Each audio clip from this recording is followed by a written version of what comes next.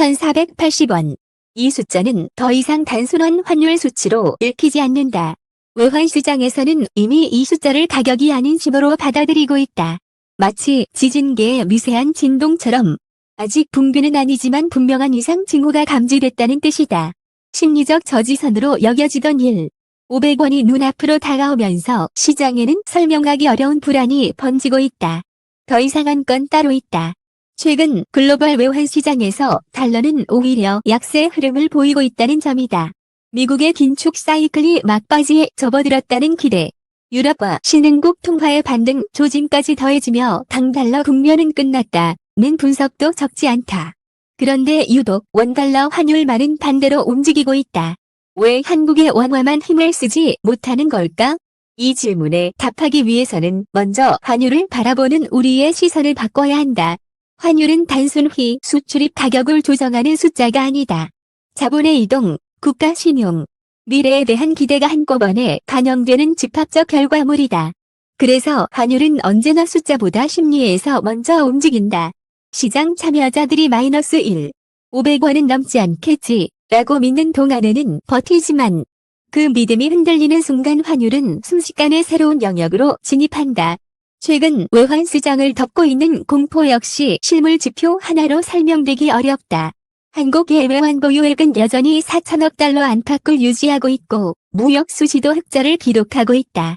1997년 외환위기처럼 당장 쓸 달러가 바닥난 상황도 아니고 2008년 금융위기처럼 글로벌 금융 시스템 전체가 얼어붙은 것도 아니다.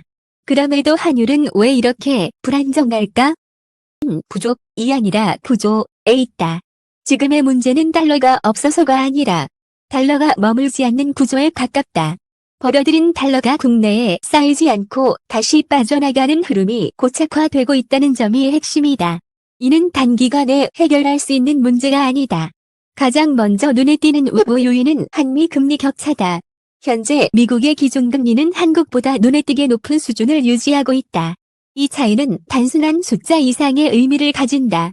자본은 감정이 없다. 더 높은 수익률을 제시하는 곳으로 이동하는 것이 자본의 본능이다. 아무리 안정적인 시장이라 해도 금리 차가 장기간 지속되면 자금은 서서히, 그러나 확실하게 이동한다. 이 현상은 물이 높은 곳에서 낮은 곳으로 흐르는 것과 비슷하다. 막으려 해도 자연스러운 흐름은 쉽게 멈추지 않는다. 자본이 달러 자산으로 이동하는 동안 원화는 상대적으로 매력을 잃는다. 이는 외환시장에서 원화 매도 압력으로 작용하고 환율 상승을 부추긴다. 문제는 외부 요인만이 아니다. 내부에서도 원화는 압박을 받고 있다. 팬데믹 이후 한국의 통화량은 빠르게 증가했다. 경기 부양과 위기 대응을 위해 풀린 유동성은 단기적으로 경제를 지탱했지만 장기적으로는 화폐 가치 희석이라는 부작용을 남겼다. 여기에 정부 부채 증가까지 더해지면서 원화에 대한 신뢰는 서서히 약화되고 있다. 돈이 많아지면 풍요로워질 것 같지만 화폐 역시 희소성이 사라지면 가치가 떨어진다. 시중에 원화가 넘쳐나는 동안 그 원화가 반드시 국내에 머무를 필요는 없다. 오히려 더 높은 수익을 찾아 해외로 이동하려는 유인이 커진다. 이 과정에서 원화는 달러로 바뀌고 이는 다시 환율 상승 압력으로 돌아온다. 여기에 한국 경제 특유의 구조적 요인이 겹친다. 한국은 전통적으로 수출로 달러를 벌어들이는 국가다. 그래서 무역 수지가 흑자면 환율도 안정될 것이라는 인식이 뿌리 깊다. 그러나 지금은 이 공식이 더 이상 성립하지 않는다. 수출로 벌어들인 달러 상당 부분이 다른 경로를 통해 빠져나가고 있기 때문이다. 대표적인 주체가 바로 연기금과 기관 투자자, 그리고 개인 투자자들이다. 포트폴리오 다변화를 이유로 혹은 환율 상승에 대비하기 위해 이들은 꾸준히 해외 자산 비중을 늘려왔다. 이는 합리적인 선택이지만 거시적으로 보면 지속적인 달러 수요를 만들어내는 구조다.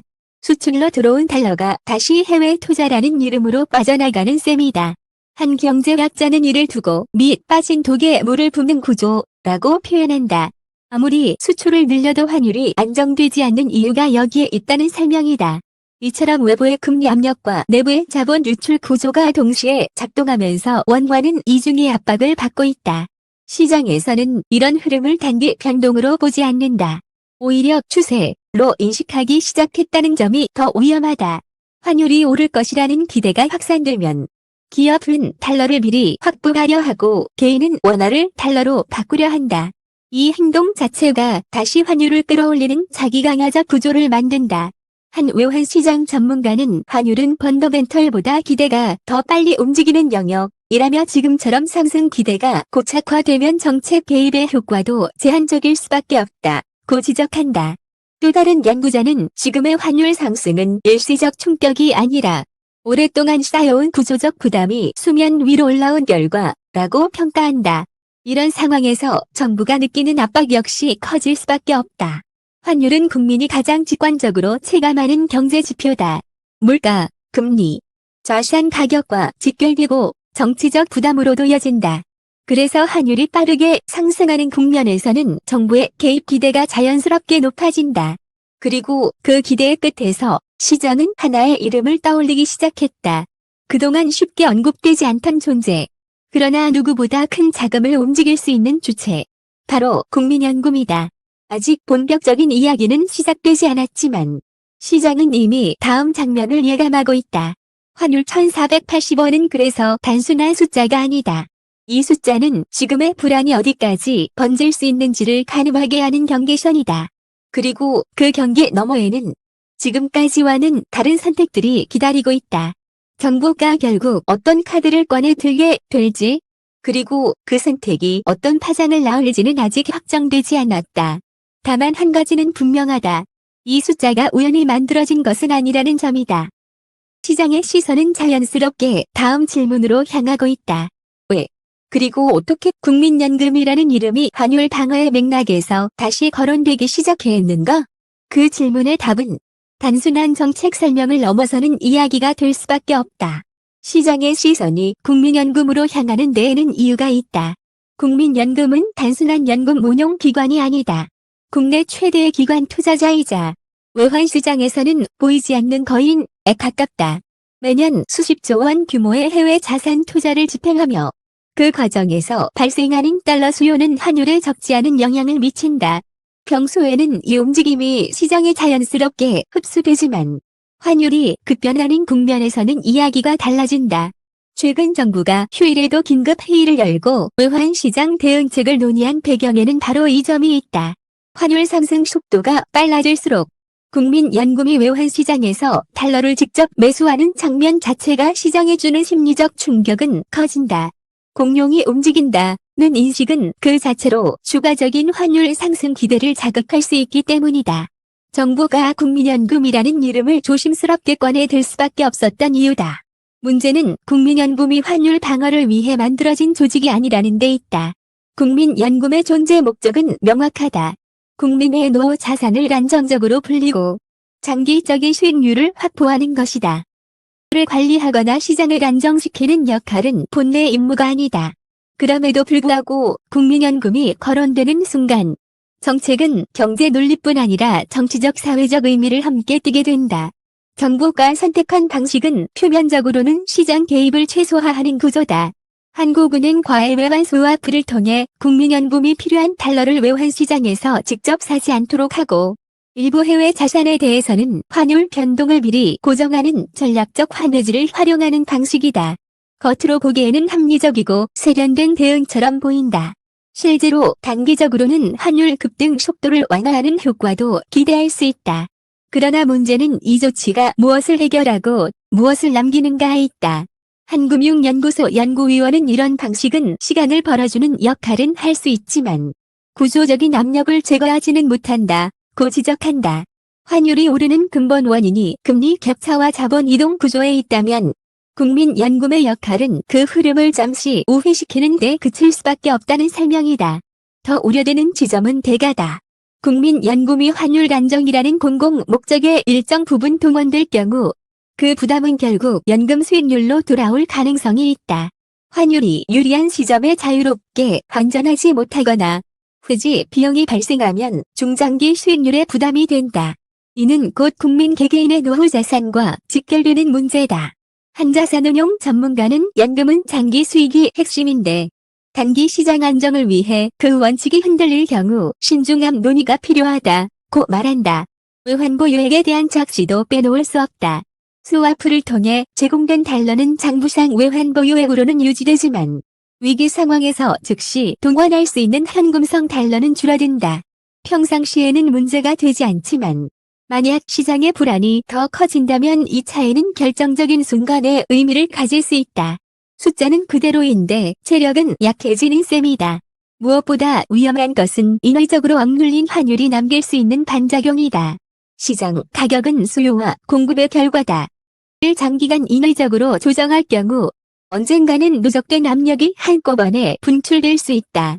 한전지 교환당국 관계자는 정책 여력이 소진되는 시점이 오면 환율은 그동안 억눌렸던 움직임을 한 번에 반영하려 할 가능성이 있다고 경고한다.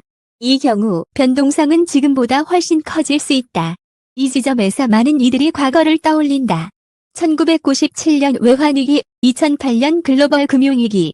그때도 버텼는데 이번에도 괜찮지 않겠느냐? 는 말이 자연스럽게 나온다. 그러나 지금의 상황은 과거와 닮은 듯하면서도 본질적으로 다르다. 1997년의 위기는 달러가 절대적으로 부족한 유동성 위기였다. 당장 갚아야 할 외화 부채는 많았지만 나라 곳간에는 달러가 없었다. 2008년은 글로벌 금융 시스템 전체가 마비된 신용 위기였다. 반면 지금은 달러가 없는 것도 시스템이 멈춘 것도 아니다. 오히려 문제는 자본이 어디에 머물기를 선택하느냐다.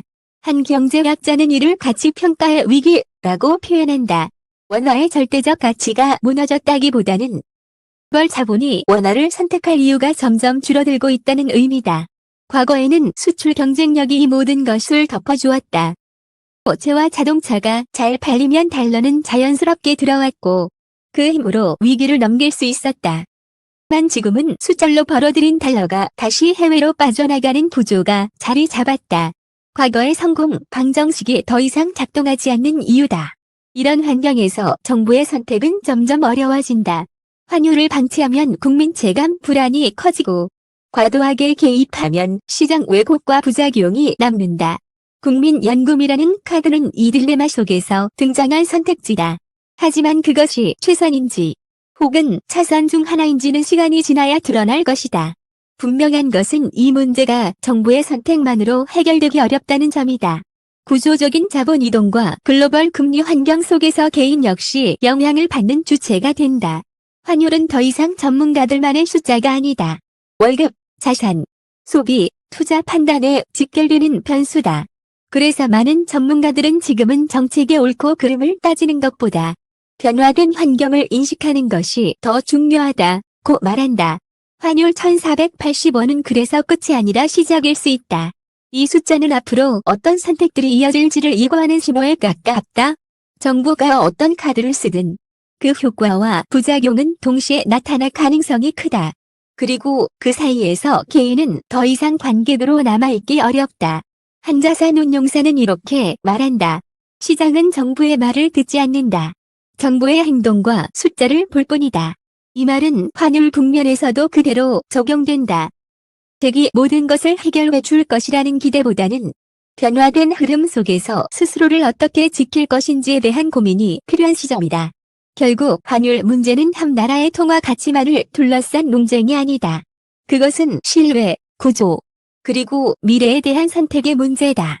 환율 1480원은 우리에게 묻고 있다. 지금의 구조를 그대로 받아들일 것인지 아니면 그 변화에 맞춰 새로운 기준을 세울 것인지 말이다. 그리고 그 질문은 정부보다 먼저 우리 각자에게 던져지고 있다.